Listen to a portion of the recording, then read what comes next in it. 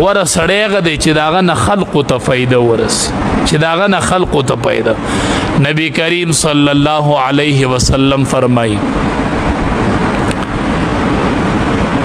څوک چې د یو بنده په حاجت کې وځي، مړه ځان داسې جوړ کې د خلقو حاجتونه پوره کوئ، د خلقو ستړي په ځان راړوئ. مړه نبی علیہ السلام فرمایي څوک چې د یو مسلمان په حاجت کې ووتو،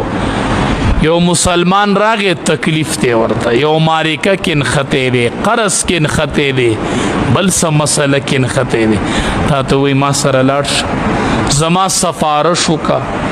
یا را سره پلانکي ځای ته لاړ شه، دا بوج را سره راکوز که دا په ما غټ. نو ته چې د بنده په حاجت کې وځې، نو نبی علیہ السلام فرمایي کان الله فی حاجته، نو الله وایي زه د ده په حاجت کې ولګم، ستا حاجتونه به زه پوره کوم چې کله ته د بنده حاجتونه پوره، چې کله ته د بنده